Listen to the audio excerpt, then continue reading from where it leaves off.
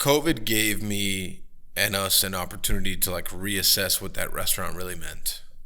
And I think like when we reopened as a different restaurant with a different goal, and the people accepted and they were cool with it.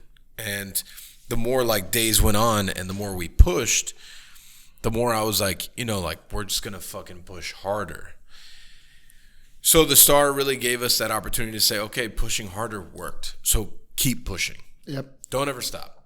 Yep. Don't ever stop pushing. Yeah, but now you proved that it can be done. And that's the kind of, the feeling at Zubi where I'm at is that. There's also an element for me personally, of personal growth. At 52, it's my age. In my late 40s, I joined Zubi in 2018. The funny story was right before I joined the agency, I went to go visit my stepdaughter with my wife. She was doing a semester abroad in Paris. And so we went to visit her and we took a road trip and we went all the way to the south of France. We went to Marseille, we went to Cannes. And I bought a postcard in Cannes because I was about to start at Zubi. Like I was literally going to start on the Monday after we got back. And so I bought this postcard and it was basically to give it to my creative director and tell him, hey, this is where we're going to Cannes. And for me, it was a journey of personal growth because even in my late age, you can learn things. And so I'm gonna open up about something about me, which was I had opportunities before and I had squandered them. I had been at an agency that now today is in, the Hispanic advertising industry is like one of the top agencies. And I was very headstrong, very stubborn. I had anger issues. And when I joined Zubi, I started like being more introspective. And the real breakthrough for me came on a research project. I went to California and Texas to meet with pickup truck owners for our Ford client. And we were doing these one-on-one interviews in people's homes. And this one guy opens up about like all these issues that he faced and that he had an anger problem and he resolved them through anger management. And so I got home to Miami. I didn't think anything of it at the time. And when when I'm editing the video of like, because you do this research and you do like a highlight reel for the clients about what you learned in the research. Every time that I kept looking at this edit of the video where he's talking about his anger management experience, I'm the one that asks him, well, did it work? And he says, oh yeah, it worked. It changed my life. And like about the third or fourth time that I saw that clip where he says he's taken anger management and I asked him if it worked, I realized the Jackass, the universe is sending you a message. You have an anger problem. And this is what has prevented you from achieving the things in your career that you could have achieved and that your colleagues at your old agency are achieving.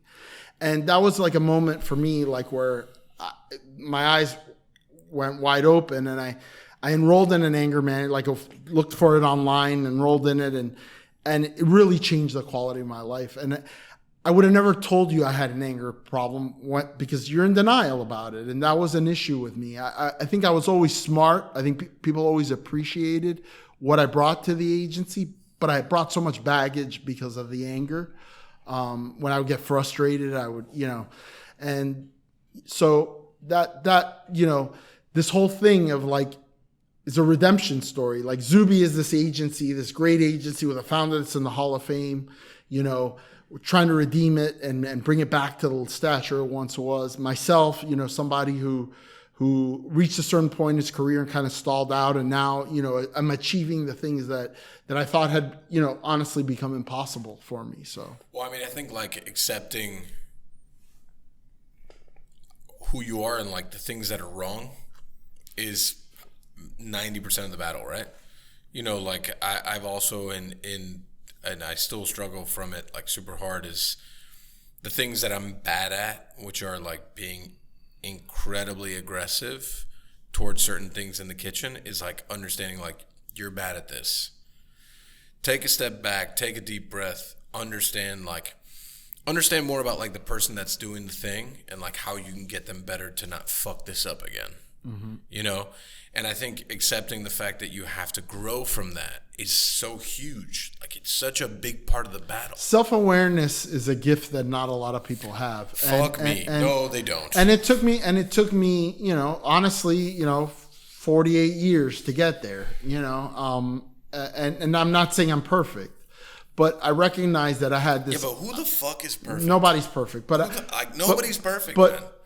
I recognized I had this obstacle in front of me, and that it was what was, and it was interesting because this anger management curriculum that I took, you know, if you like, if the court sends you to anger management, they either send you to 12 hours or 24 hours. But when you Google anger management, you find out that like the 12-hour course costs the same as the 24-hour course.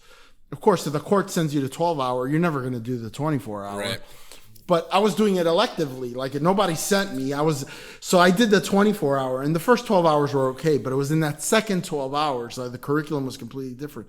It was, suddenly I realized, you know what? All of these problems are of your own making. Stop blaming other people. Take the responsibility on yourself. And that was, for me, a really breakthrough watershed moment that coincided with being in an environment, you know, I have to say, the environment at the current agency that I'm at is the best advertising agency environment I've ever been. That's another parallel, I think, with the restaurant business. There's a lot of fucking crazy people in the advertising business. There's a lot of people that make your life hell.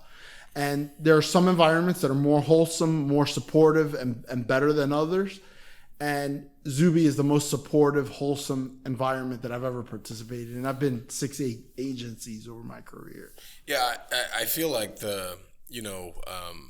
our good friend Miguel Massans keeps talking about like how people want to cancel fine dining restaurant culture. And I think a lot of it's like attached to the tough nature of like that thing, right?